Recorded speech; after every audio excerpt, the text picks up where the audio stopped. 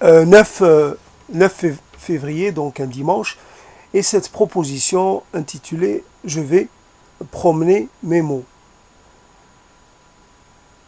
Je vais promener mes mots comme certains promènent leur chien ou promènent leur être. Je vais faire prendre l'air à mes mots. Ils ont besoin de voir du monde. Ils ont besoin de se dégourdir, dégourdir les consonances. Ils ont besoin de goûter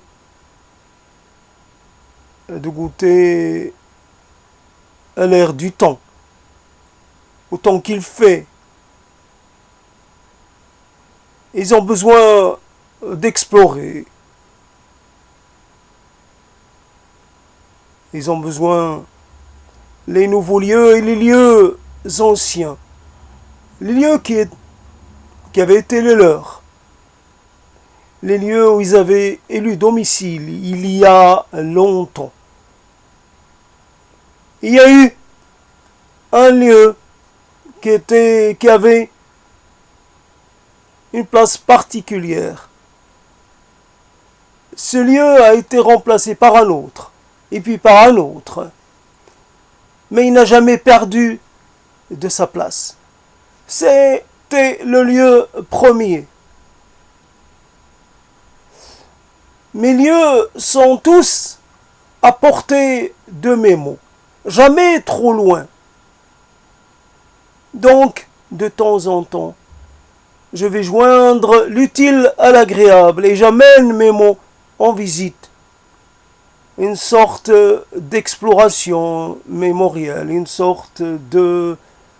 comme on visite un mémorial, comme on visiterait une sorte de lieu de culte, culte à la mémoire, culte au jour passé, culte à l'amour, même si l'on a perdu foi en l'amour, on continue de lui vouer un culte un peu ténu, un peu juste pour la forme, juste pour rester dans la tradition. Je continue d'aimer malgré que cela n'a plus de raison d'être. Et comme si je maintenais une sorte de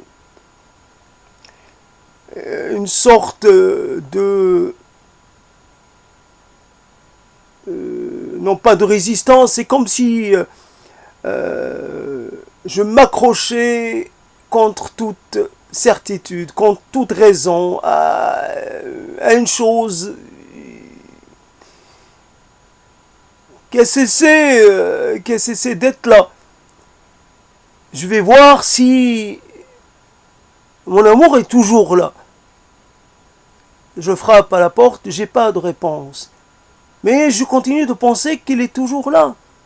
Qu'il n'est juste pas là au moment où moi j'étais passé. Qu'il va revenir, qu'il va sûrement être là.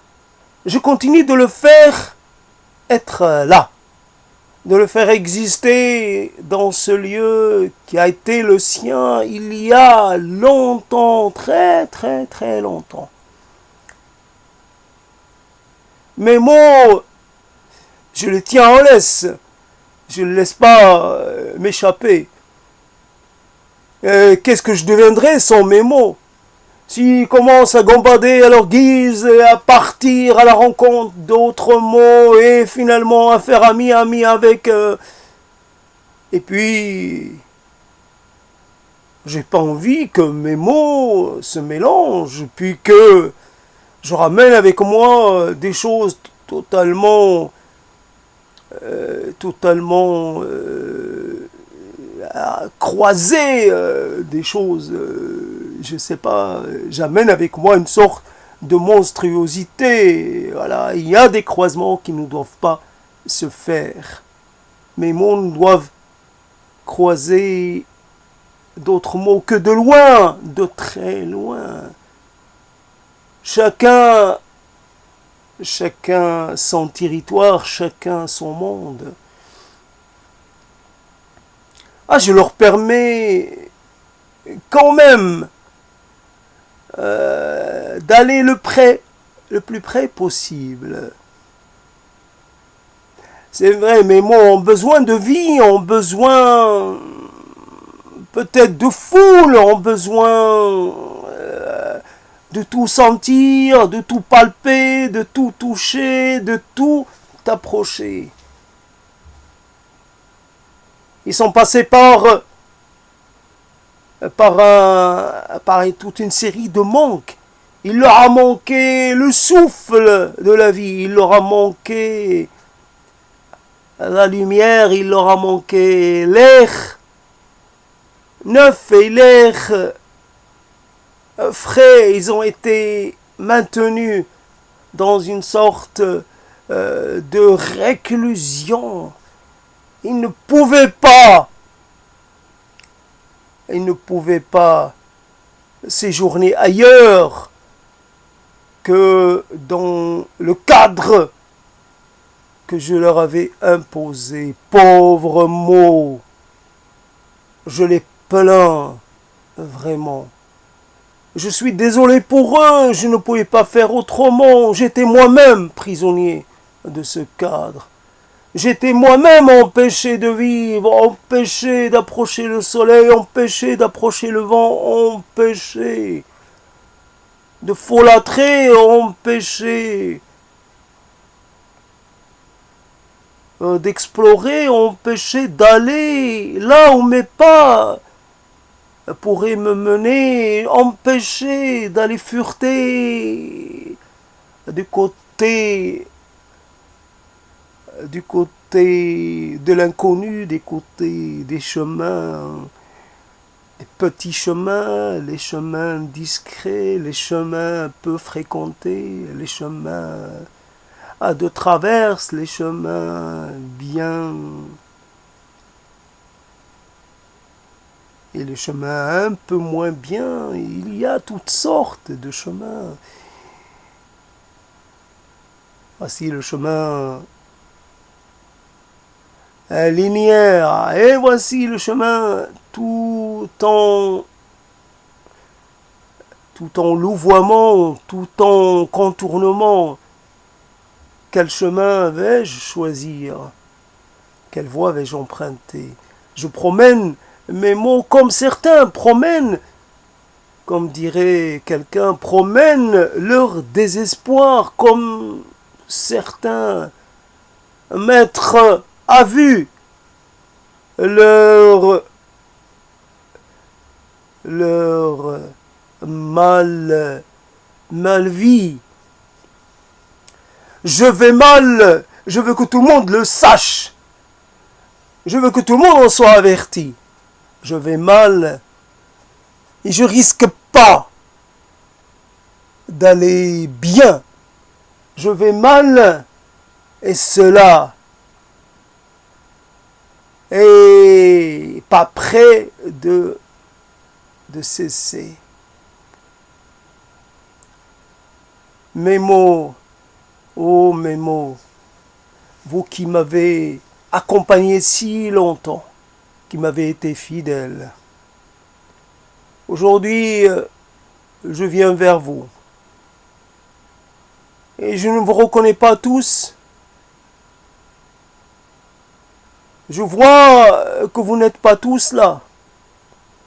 Qu'il y a des absents. Je me demande ce qui leur est arrivé. Sont-ils décédés? Se sont-ils évaporés, devenus poussière? Ah oui. Je vois là les effets du temps. je vois là les effets du passage de la vie. C'est vrai, vous avez vécu un certain temps. Peut-être que vous avez atteint la limite de votre vie. J'étais obligé de vous dire adieu, de me séparer de certains d'entre vous. Et cela m'a beaucoup affecté.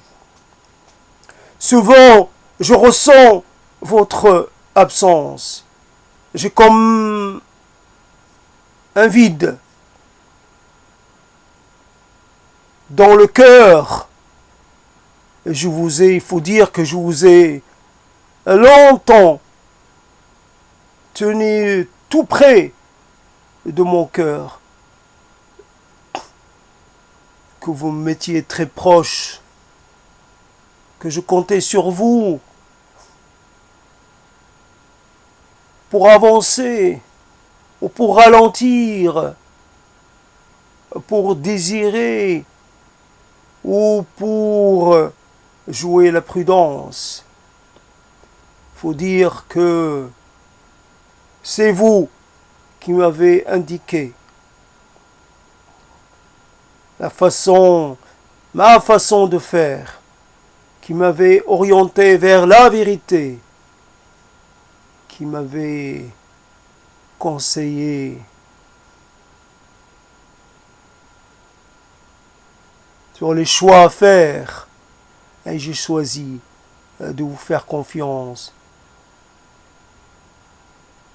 Je n'avais que vous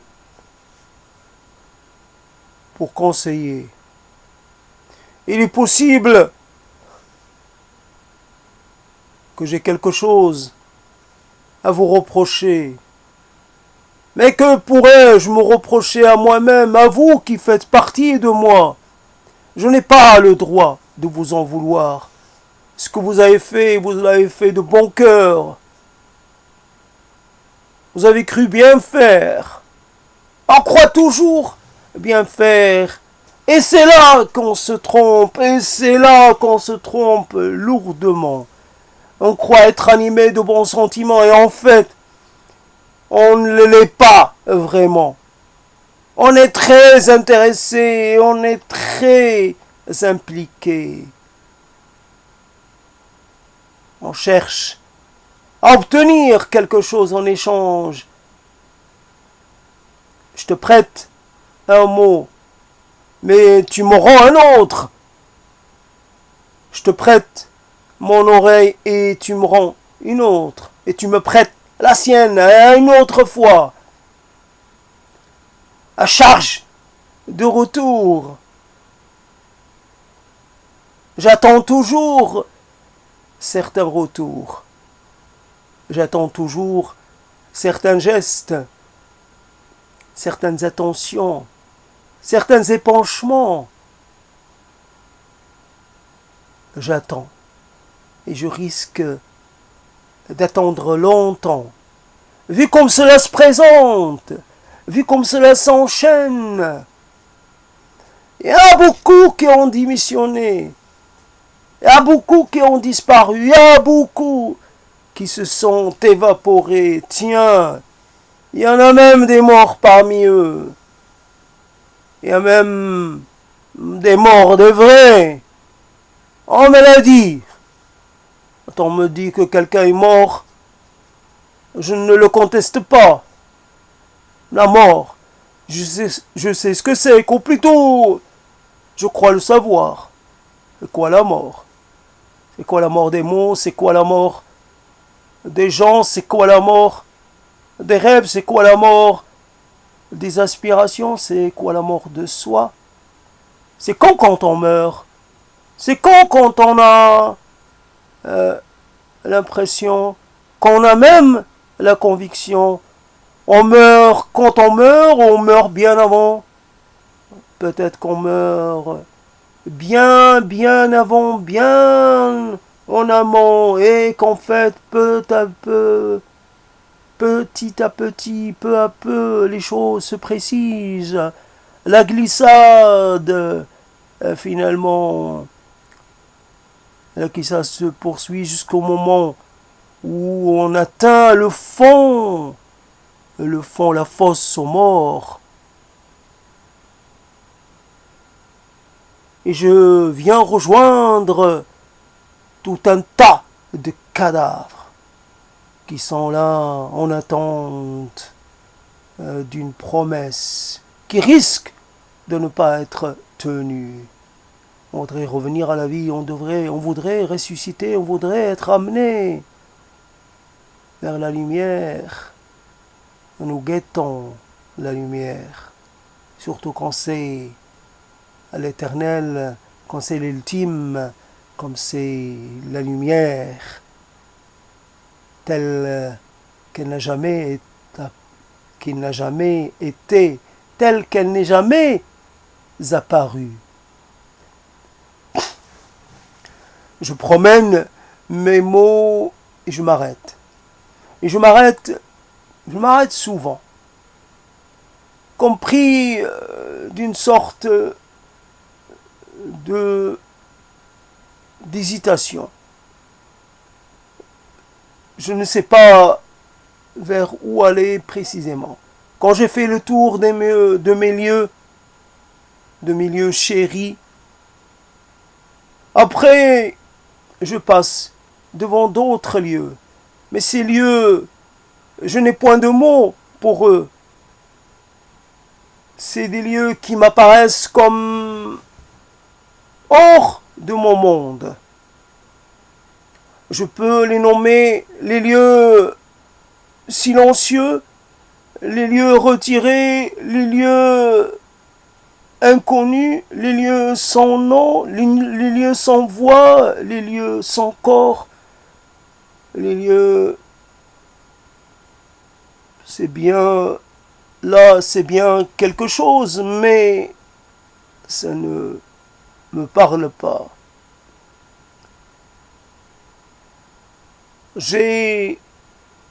Pourrais avoir un mot, mais c'est un mot qui conviendrait pour tous ces lieux. Le même. Ici, c'est un point d'interrogation pour désigner ces lieux anonymes et qui se font encore plus anonymes qu'auparavant. Ça s'enfonce dans l'anonymat le plus profond. Je joue les indifférents, mais j'aurais aimé avoir eu la possibilité dans le temps de pénétrer ces lieux, d'y être invité, d'y être accueilli. J'adore séjourner partout, aller partout, observer tout sentir, tout palper, tout expérimenter. Il y a là des choses sûrement formidables qui se produisent derrière les lieux, les lieux sans personnalité. Il y a peut-être là des mondes qui se créent et se recréent à l'abri des regards. Il y a là des gens qui font des rêves extraordinaires. Voyons, cassons les murs pour accéder au monde sûrement merveilleux qui se protège derrière les murs. Abat les murs, abat les barrières, abat les forts, abat les citadelles. Soyons royalistes, détruisons tous les forts. Et voilà, tous les symboles de l'isolement, tous les symboles de l'enfermement.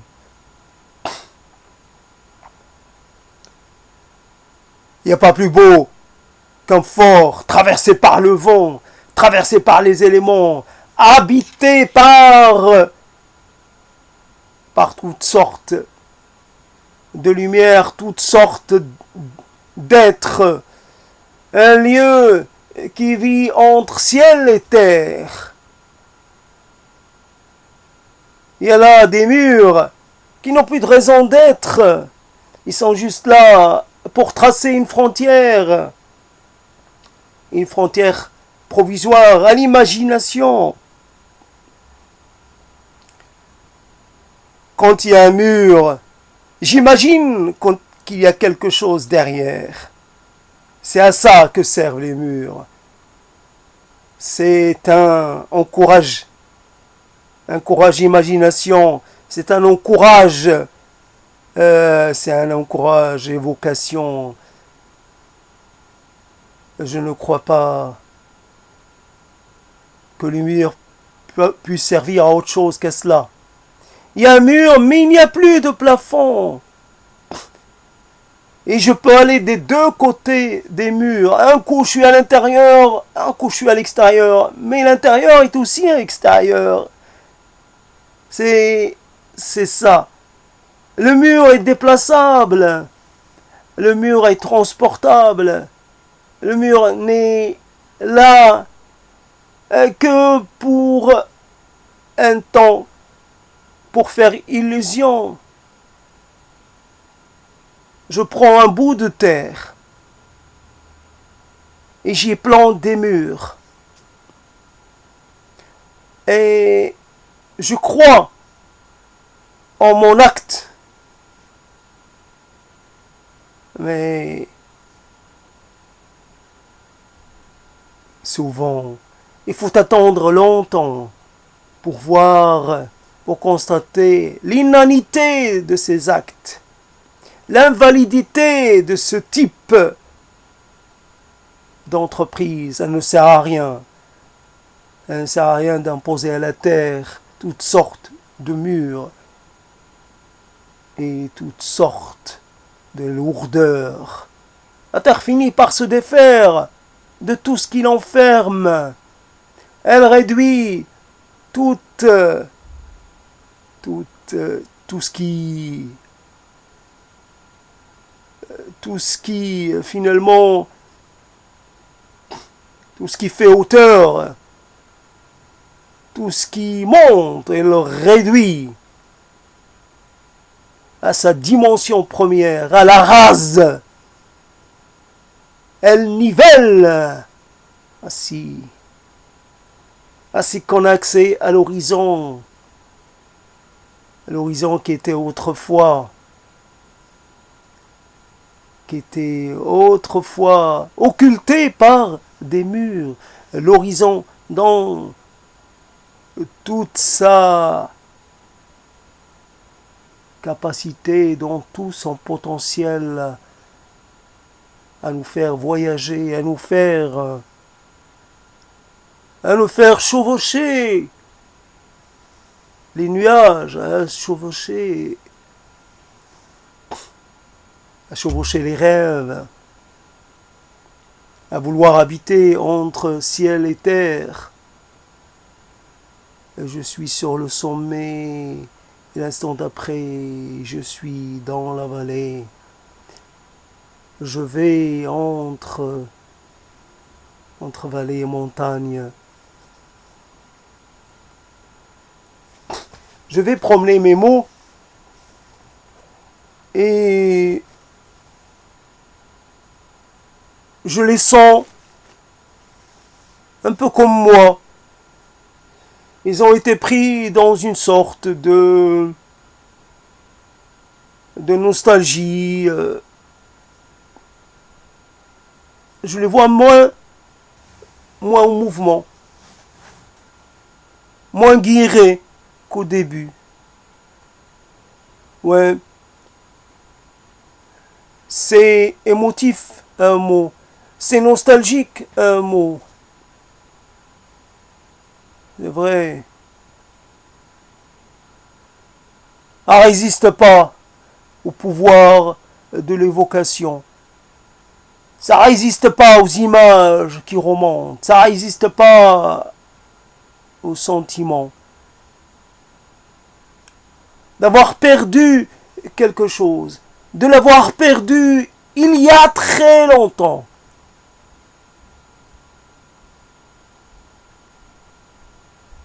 Comme on serait né finalement d'une sorte de rupture, d'une sorte de perte. On perd, en naissant, on perd quelque chose de précieux. On perd une protection, on perd un giron, on perd un lieu, le lieu premier. Qu'on quitte malgré soi, qu'on nous force à quitter. Nous avons été expulsés de cette première et ô combien bienheureuse demeure. Là, nous avons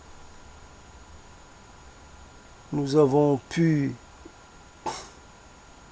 ressentir les bienfaits d'un cœur bienveillant, d'un amour illimité.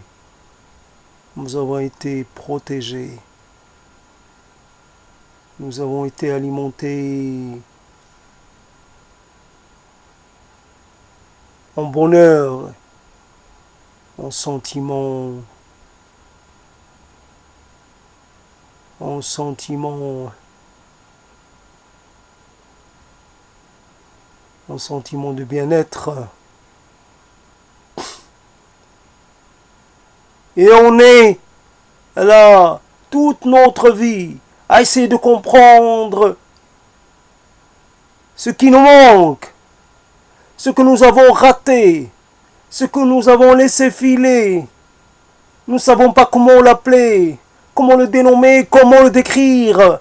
Et c'est vrai, il me semble, oui, il y a une chose, as-tu tout ce dont tu as besoin? Oui, mais, il me manque une chose. Et c'est quoi cette chose? J'ai le sentiment qu'il me manque quelque chose. Peux-tu me la décrire? Peux-tu m'en donner un petit descriptif? Non, je ne puis pas. Je ne peux pas la décrire, je ne peux pas l'illustrer. Ça m'échappe à moi aussi. Il n'y a que le sentiment. Il n'y a que ce sentiment-là, comme le sentiment de quelque part qu'on n'est pas complet. Il nous manque quelque chose. Il y avait un frère, il y avait une sœur, et une sorte de soi multiplié, et ce soi n'est plus là. J'ai comme la sensation d'une proximité, d'une sorte de proximité perpétuelle. Perpétuellement, je la cherche, je la quête et je ne trouve point. Alors je la cherche dans les yeux de quelqu'un comme ça qui traverse devant moi. Je la cherche dans le corps d'un inconnu, d'une inconnue. Je la cherche, cette chose.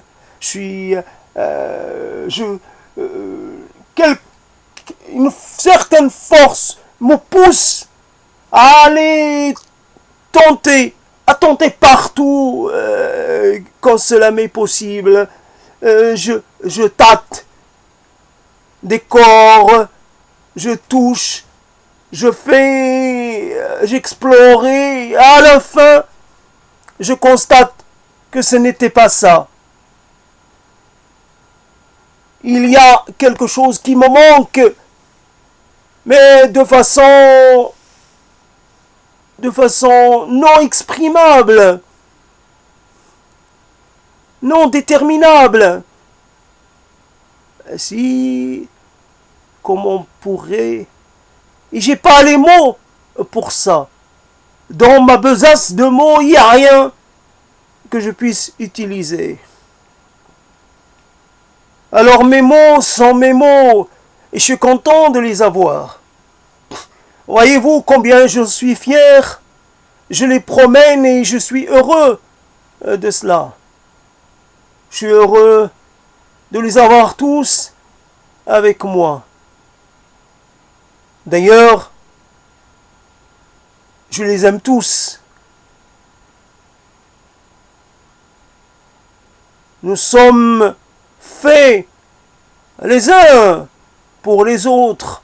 Nous composons un seul et même organisme, même si nous sommes une multitude. Nous formons un seul et même, nous avons un seul et même destin. Je promène mes mots et je me mets en mode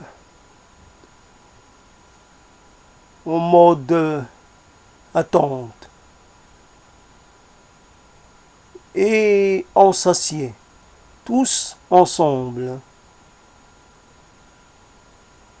On essaie de faire silence, de s'intégrer dans le paysage, d'être les plus discrets possible. On essaie de se faire oublier.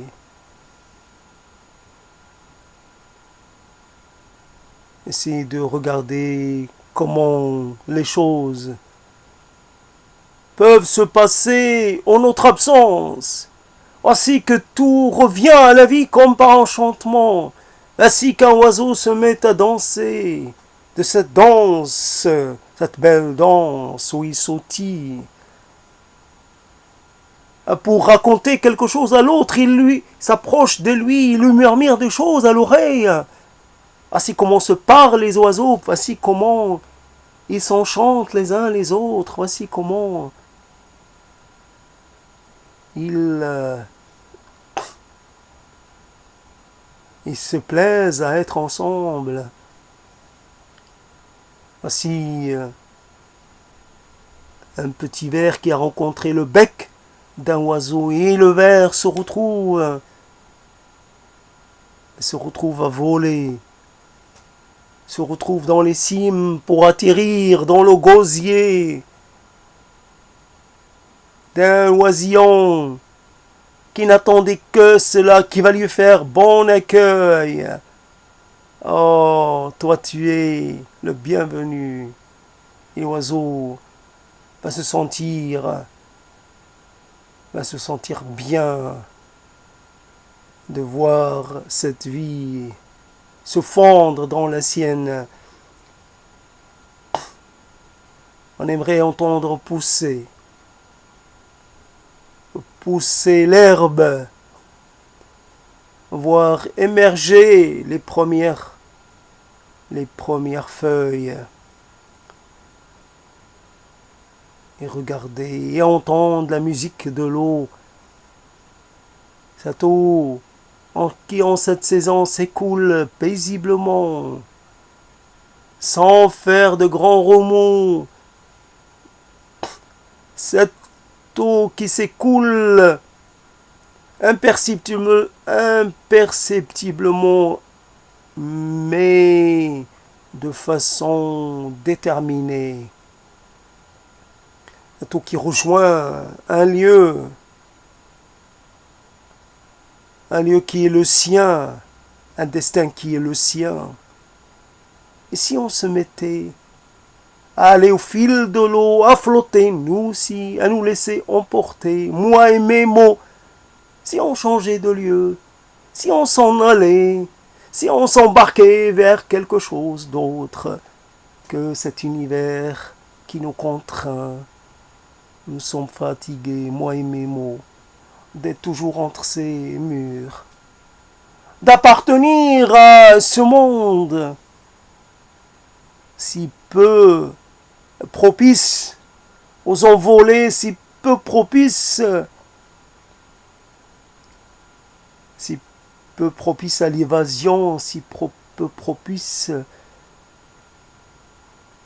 à la mise en œuvre de cette nécessité qu'est la liberté. Et l'eau, la liberté, dans toute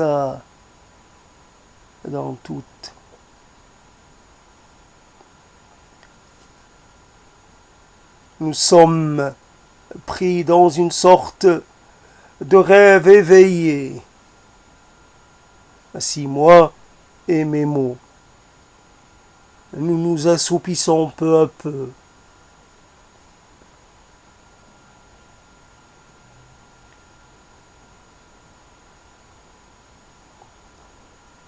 Il fait bon être au soleil, il fait bon être dehors, il fait bon être loin de chez soi, loin du mouroir, loin de cette prison vers laquelle on va revenir immanquablement. Cette prison faite pour le corps et pour l'esprit, faite pour aujourd'hui et pour demain, faite pour durer éternellement. Nous allons revenir, nous allons revêtir les habits de prisonniers et volontairement nous allons nous enfermer à double tour, à triple tour, à triple, à quadruple serrure. Je ne suis à l'aise que quand je m'enferme, quand que je m'emmure. Voici le destin que je me suis choisi, moi et mes mots, nous sommes finalement faits à cette situation. Nous la méritons parce que d'une façon ou d'une autre, nous avons failli dans notre quête pour émerger de l'autre côté. Nous avons manqué de courage, nous avons manqué d'élan, nous avons manqué d'énergie. Et voici qu'arrive à la fin, voici qu'arrivent les derniers jours, ainsi qu'il faut dire, faire son éloge funèbre. Voici les mots pour clore, voici les mots pour raconter le destin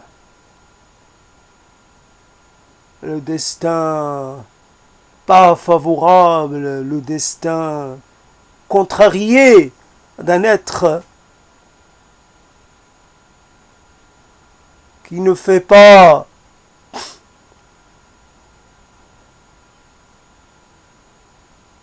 un être qui ne dépareille pas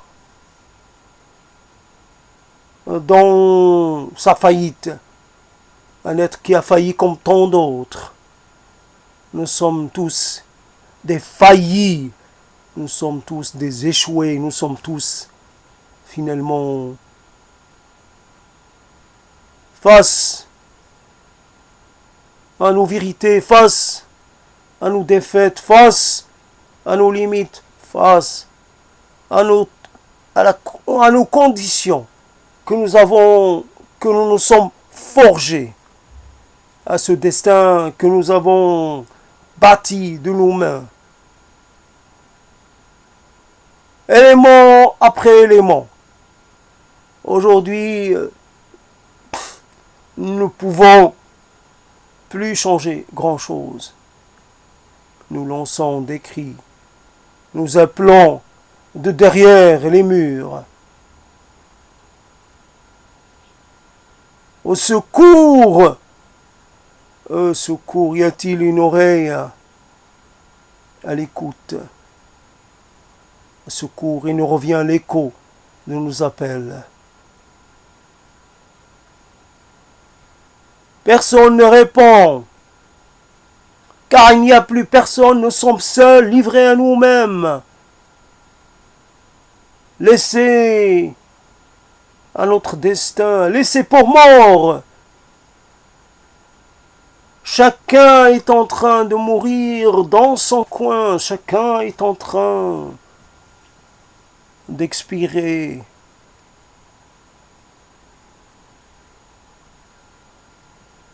Baignant dans ses propres liquides, dans ses propres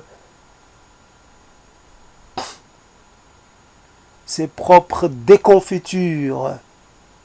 Nous nous noyons dans nos désespoirs, nous nous noyons dans les tourments de nos états.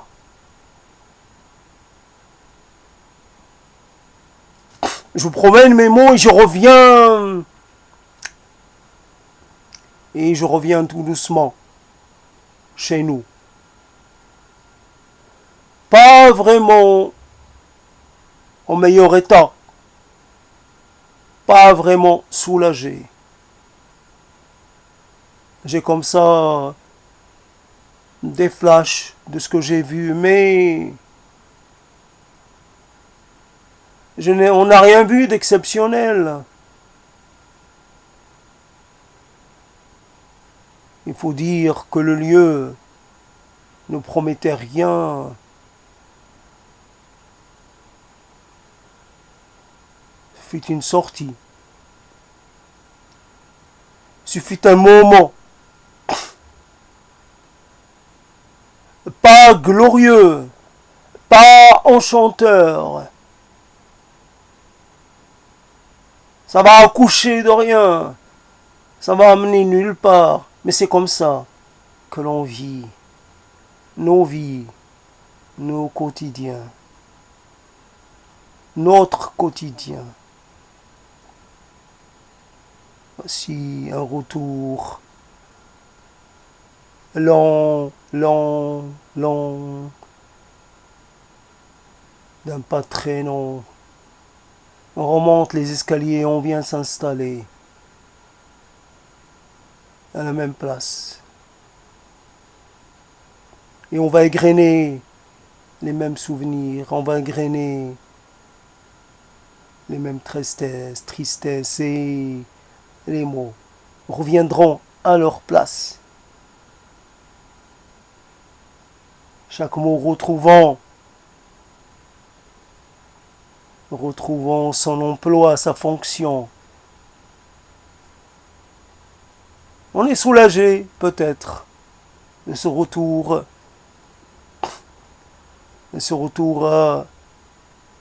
au familier, à notre monde, à ce monde que l'on connaît le mieux.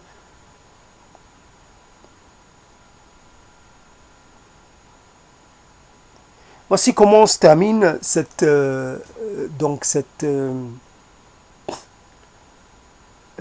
chose intitulée donc je promène mes mots. Ça a été un peu particulier. Bon, c'est comme ça. Ça n'a pas donné peut-être quelque chose d'extraordinaire, mais c'est quelque chose tout de même. Alors j'ai fait le pari de l'attaquer juste après le précédent propos. Donc il pourrait y avoir une grande parenté, une similarité, une sorte de presque de répétition. Ça n'a pas été le cas, j'en suis satisfait. J'ai pas l'impression d'avoir répété les mêmes choses, même s'il y a toujours un air de familiarité, un air de parenté entre les propos qui se suivent. Mais c'est comme ça, donc il y a comme si on laisse comme ça un propos attendre Après on s'en éloigne, après quand on veut s'y attaquer, on éprouve les plus grandes difficultés. Donc autant y aller comme ça dans l'instant, et peu importe le résultat, de toutes les façons, il y aura un résultat. Après, comment le qualifier, comment l'estimer, c'est une autre chose. Ça dépend pas. Ce n'est pas la chose la plus importante.